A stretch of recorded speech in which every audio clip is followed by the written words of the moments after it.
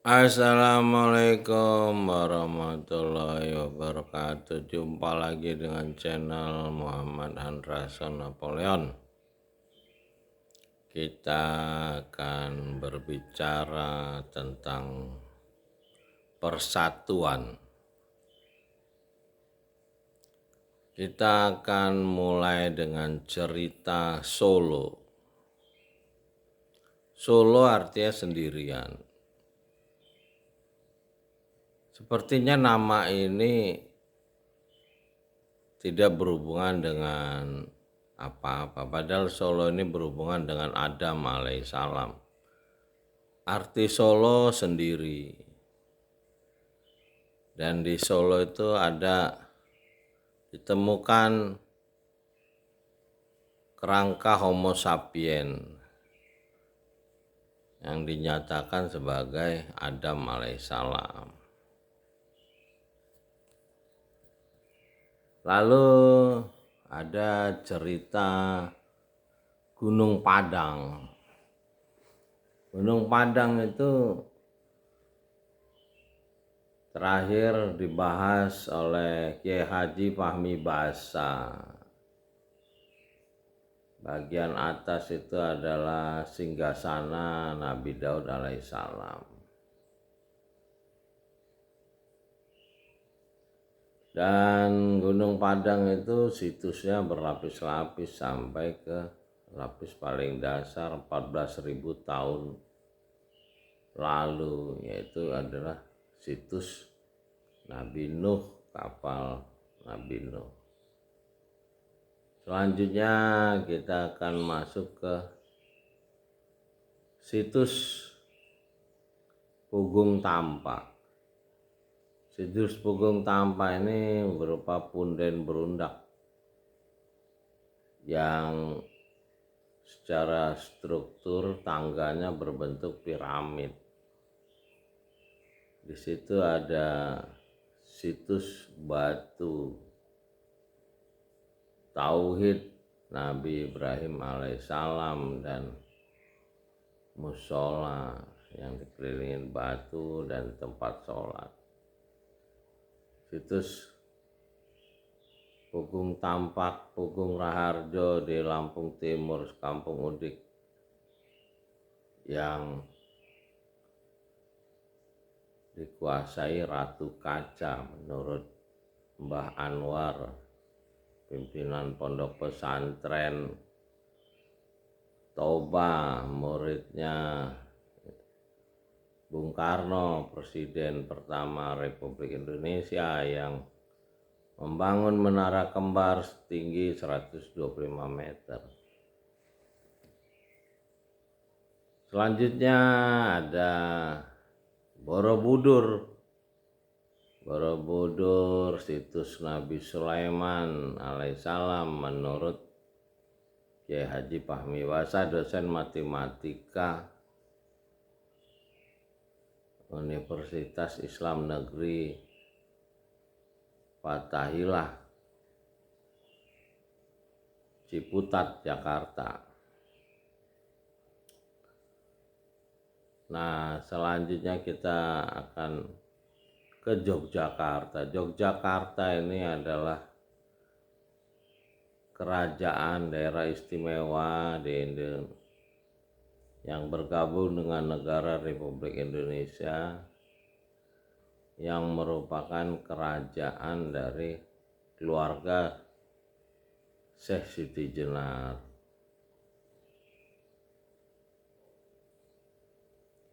Secara geografis, kerajaan Yogyakarta ini merupakan negara paling selatan, dan dulu Samudra Indonesia itu dikenal sebagai Samudra Ilahi. Ini berhubungan dengan Sayyidina Ali yang jasadnya dibakar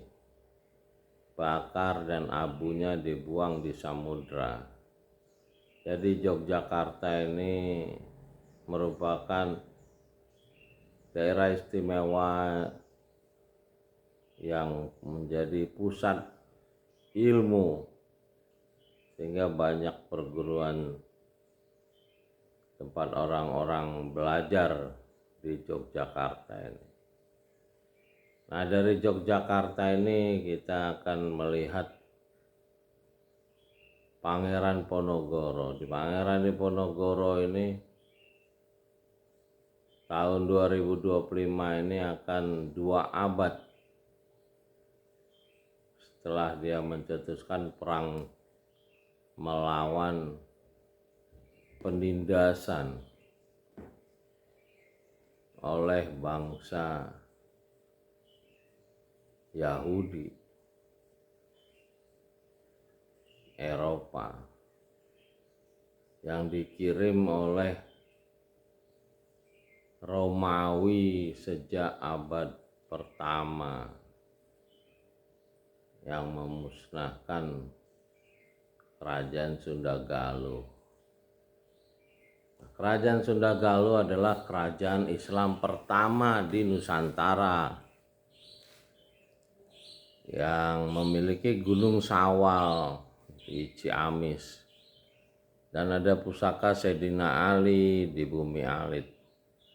Inilah Islam pertama yang tidak diungkap oleh para orientalis, yang disimpangkan oleh penulis sejarah selama era penjajahan oleh dunia barat terhadap dunia Islam di seluruh dunia. Jadi ada sejarah yang hilang selama 5 abad. Nah, hari ini sejarah yang hilang itu mulai terungkap gitu. Jadi dari Hamzah Pansuri ini berhubungan dengan Ibnu Arabi. Ibnu Arabi adalah ulama yang berasal dari Spanyol yang mengembangkan Torekoh. Dia berguru kepada Ruh Isa alaihissalam. Nah, perkembangan Ibnu Arabi ini selanjutnya dikembangkan oleh ulama Al-Ghazali, sehingga berkembanglah Torekoh di masyarakat Arab. Yang sebelumnya Torekoh ini adalah dimiliki oleh masyarakat Nasrani. Jadi Nusantara ini sebelum Nabi terakhir Muhammad SAW adalah penganut agama Nasrani dengan kitab Injil yang asli Barnabas, sehingga ketika Nabi terakhir Muhammad SAW menjadi utusan Nabi, Nusantara ini langsung menjadi pengikut Nabi Muhammad, karena Nabi Muhammad memurnikan ajaran Nabi Isa alaihissalam. Nah, Nusantara yang sekarang ini umat Nabi Muhammad SAW terbesar di dunia ini adalah penerima kitab Zalikal kitabul la raiba fihi hudalil muttaqin, penerima kitab petunjuk Yasin wal Qur'anil Hakim, dan berbagai macam aliran, berbagai macam kelompok. Apabila mereka membaca kitab, maka akan menjadi satu kesatuan, karena kitab ini memang terjaga dari pencipta langit dan bumi, dijaga. Sampai sekarang tidak ada manusia yang mampu memusnahkannya. mereka yang mencoba membakar, menghina itu semuanya juga mati. Karena memang kitab ini adalah petunjuk untuk manusia. Dari pencipta manusia itu dinyatakan dengan Iqra bismi rabbikal ladzi khalaq. Baca dengan nama Rob yang menciptakan dari segumpal darah. Jadi bukan bismillah yang diterima Nabi terakhir Muhammad SAW, tapi bismi Rob. Sehingga Rob ini tidak bisa dirubah. Itulah kitab itu diawali dengan Alhamdulillahi Rabbil Alamin, segala puji bagi Rabbil Alamin.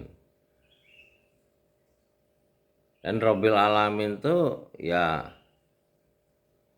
tidak bisa dijangkau oleh manusia ciptaan ini. Itulah kita diminta beriman kepada yang gaib.